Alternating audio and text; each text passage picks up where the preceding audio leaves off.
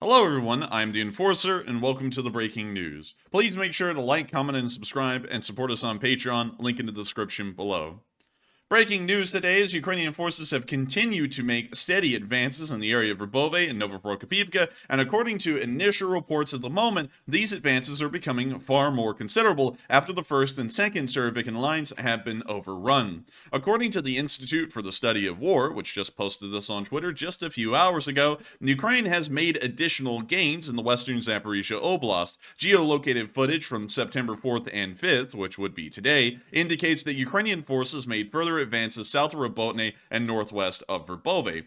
From what we understand, Ukrainian forces have now been able to move with relative ease through the Russian lines now that those major defensive positions in the area have been overrun. The Surovikin line and the minefields leading up to it were the major bottleneck for most Ukrainian forces heading through this area, which led to an incredibly slow advance and also a grinding offensive, which had to require the use of massive amounts of demining personnel and also demining equipment to be able to even get close to the Surovikin line and most of the Russian defenders that lied behind it. Since then, they have been able to break through the Surovikin line, of course, almost without resistance in the area of Verbove, and from what we understand, they're also moving into the direction of Novoprokopivka as well. We got a video today showing the Ukrainians continuing the breach. This video was geolocated, of course not to get into an exact location, but near the village of Novoprokopivka, and the Dragon's Teeth of the Surovikin line were visible in the background, meaning that the trench, which we also looked at in this area, is only about 150 more meters behind that, or even less in some areas. It gets as close as 100 meters to the Dragon's Teeth, meaning that if there were Russian forces defending the Surovikin's positions, they would be within firing range of the Ukrainians filming not right now, but we do not see any fire coming towards the Ukrainians, and neither do the Ukrainians fire back, showing that the Surovikin line in this area has also been abandoned, and Ukrainian forces are simply moving past it to find a way through. We can see them looking out into the distance. We can see all of the Dragon's Teeth of the Surovikin line, and not too far back, somewhere around where the mouse cursor is right now, the actual trenches of the Surovikin line would exist. We can also see, in almost some kind of a movie fashion, a Russian T-72B3 sitting just a few hundred meters, destroyed in front of the Surovikin line. And then the video loops and we get to see it a second time. But nevertheless, it is clear that Russian forces are not holding the Surovikin line like they once were, which is very interesting because the map that we have, and really the only one that we've been able to reference so far, showing Russian positions, does have a massive gap in the area where this video may have come from. Most of the VDV forces that were moved into this area from the northeastern area of Ukraine appear to be straddling the highway all the way from Novoprokopivka and all the way down towards Kharkove, not really spanning out or fanning into any direction. They are intent on just holding the highway alone and not stopping any Ukrainian maneuvers outside of the highway. And that may be the reason why Ukrainian forces have been able to make it onto the first and second Surovikin lines in this area without really much of an issue or even a fight involved in it. However, while that is the case, heavy fighting in the area of Robotyne has continued to coalesce itself in other areas, and unfortunately today that accumulated in a fairly interesting and somewhat considerable loss, especially for Western analysts. The first Challenger 2 to have ever been recorded lost since the invasion of Iraq and the Gulf War was lost today. A video came out showing from the 82nd Brigade a tank burning on the side of the highway, and it is incredibly clear that this is a Challenger 2 main battle tank.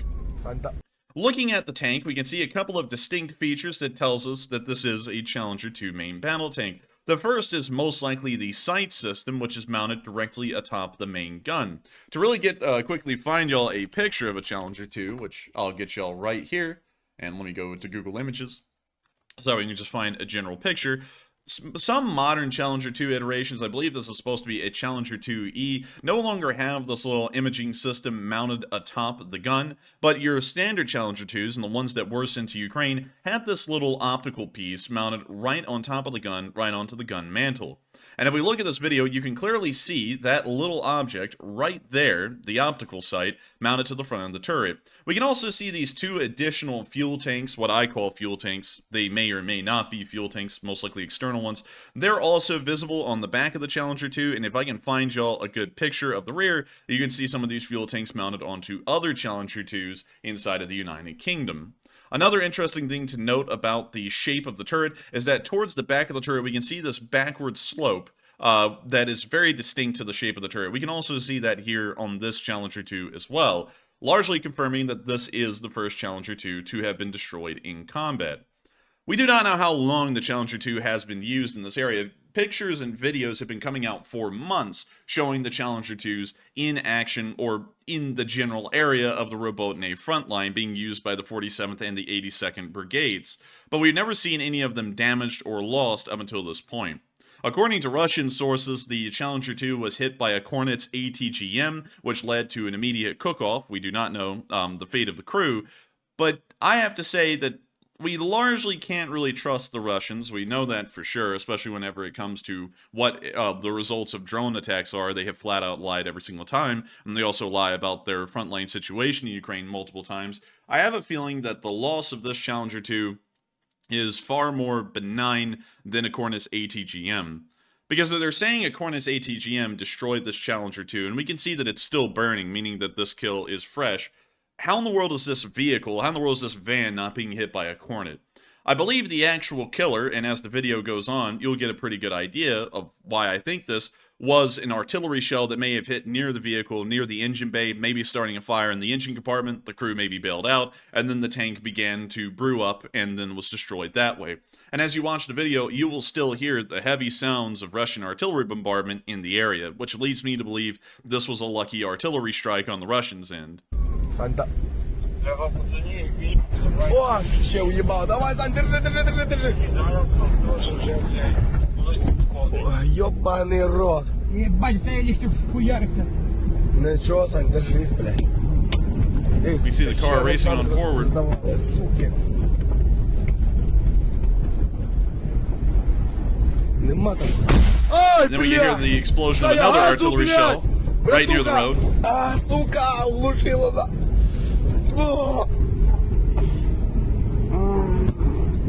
Саня, вниз, вправо. Ебать. Миша, ты є? Миша! Нормально, держись, я бачу. Давай, низ, пішов, Сань, понизу. But that's the end of the clip, and then it just repeats. But notice how in the clip the artillery was still landing in the area, and we can see what is visibly some kind of artillery destruction as trees have been cut in two, which is, of course, obvious that shrapnel hit them and then destroyed the trees. Another thing that doesn't make sense about the Kornet story is that we have been able to geolocate this general area, not disclosing it on stream or on video, but we were able to geolocate this exact road and where this Challenger 2 was lost, and this Challenger 2 and the T-64 that was also lost by the Ukrainians further down the road, but was not in as bad of a state, both of them were facing towards the southern direction and heading towards the direction of Novoprokopivka, or in that general area. And what's interesting about the statement of a Kornets hitting the tank is that there could have been no physical way for a Kornets to keep line of sight with the Challenger 2 in this specific video.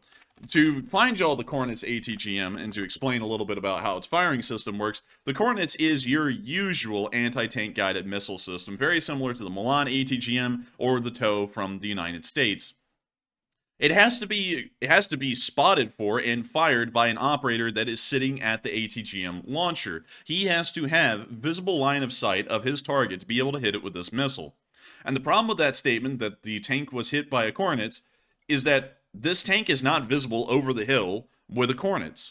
And if they're saying that they were able to get a line of sight, it would have had to have been on the top of that berm where that T-64 was, and there is no chance in hell that that could have happened because that T-64 was destroyed before that Challenger 2 was, meaning that T-64 would have destroyed a Kornets position on that hill before that Challenger 2 ever made it into the area.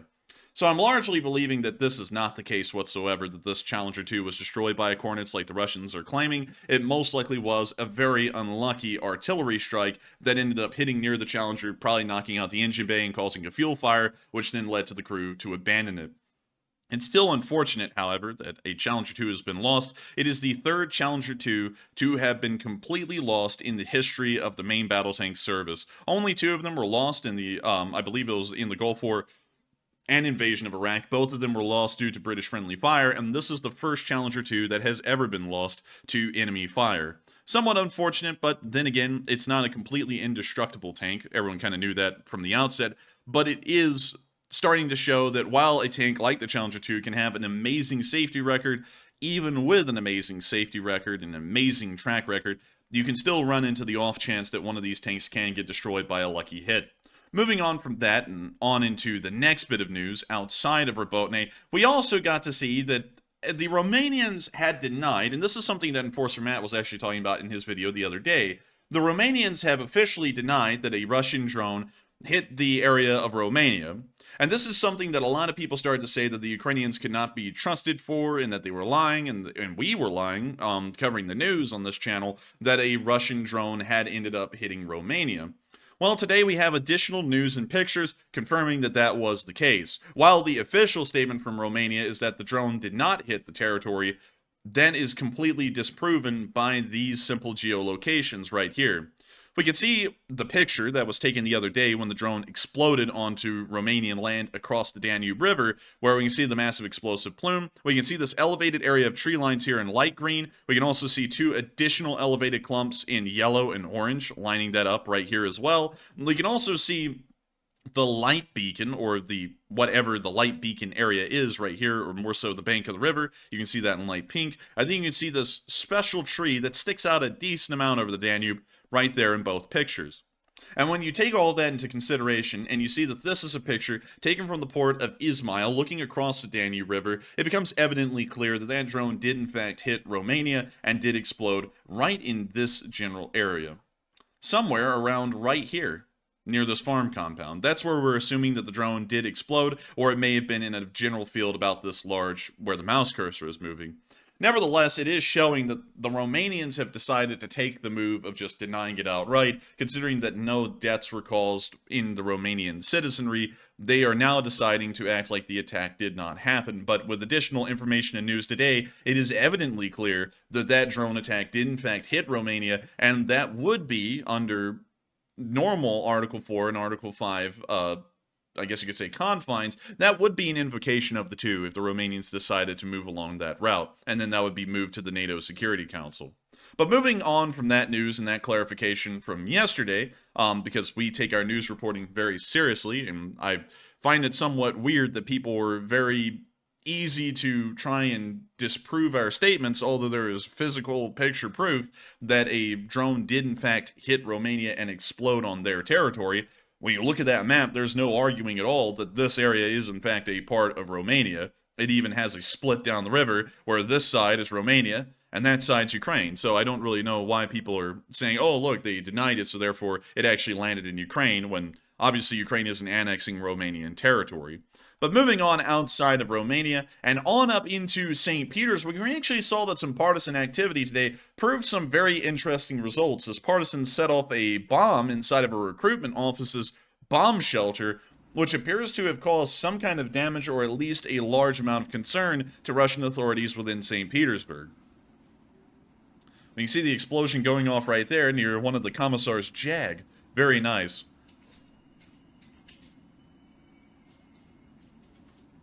And as y'all may know, this has caused great concern to Russian authorities, because now partisans are showing that not only are they firebombing recruitment offices, they are now going to start bombing parts of the recruitment offices, and that may even go towards greater aims in the future. Meanwhile, while the Russians are having to deal with partisans bombing the recruitment offices, we did get to see that the Germans are going to be sending 100 Zetros trucks, specifically the Mercedes company, to help out in Ukraine.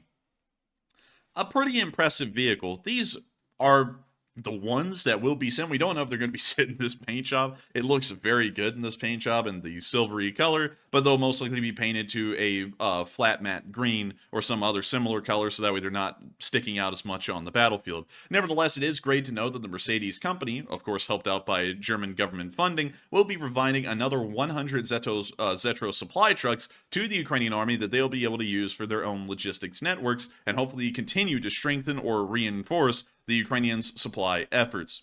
Moving back into Russia, supply efforts are one of the major concerns of the Russian army, and not just in terms of material equipment, but in just raw manpower. It's become a major concern for the Russian Federation, and it does appear that mobilization may be coming again, although we can't confirm the validity of this document.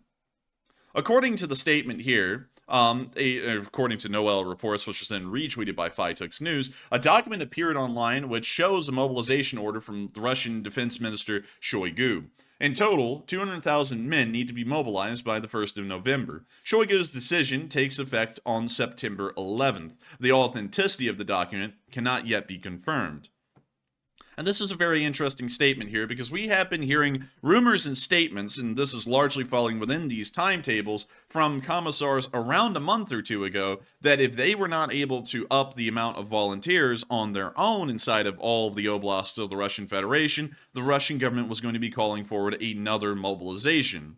And that appears that this is falling within this time frame. I don't know if this document is fake and someone is taking advantage of that window that we have been talking about on this channel to make it seem more valid or more accurate, or if this really is an accurate document. It may be, we're just not entirely sure at the moment, but it may be showing that another wave of mobilization in Russia is coming around the corner due to an incredibly small amount of volunteers joining the Russian army in between the last partial mobilization and this upcoming one. But once again, we do not know the validity of this document yet. We are only showing it just in case if it is an accurate document, y'all would have seen it here first and then would have known about it. Or if it's a fake, y'all would have heard about it here first either way. Moving on from the news from Fytux News, we can also see that the Russians are incredibly concerned, and maybe the material shortages on the front lines for equipment will also be furthering and becoming even worse as time keeps going by, because it appears that the Russians are relocating some Pantsir AA systems to be placed around Moscow. They actually took this entire Pantsir S1 system and mounted it on top of some kind of a metal girder system on the outskirts of the city. I don't really know how to explain it, but there's an entire Pantsir system up there that weighs about 40 or so tons, and it appears that they're adding more air defenses around the city of Moscow to try and quietly deal with those Ukrainian drone attacks, which have become more and more effective and more successful in achieving their aims over the past few months. But nevertheless, that is all the breaking news that we have today. I gotta thank every single one of y'all so much once again for watching. If y'all did enjoy, please make sure to like, comment, and subscribe, and support us on Patreon, link in the description below. Supporting us on Patreon helps us to make these video projects possible, and helps us to keep this channel running. Of course, it is completely optional. It's completely up to you. But hey, if you did, we greatly appreciate it. And so with that, thank you all so much once again for watching, and we will see you all in the next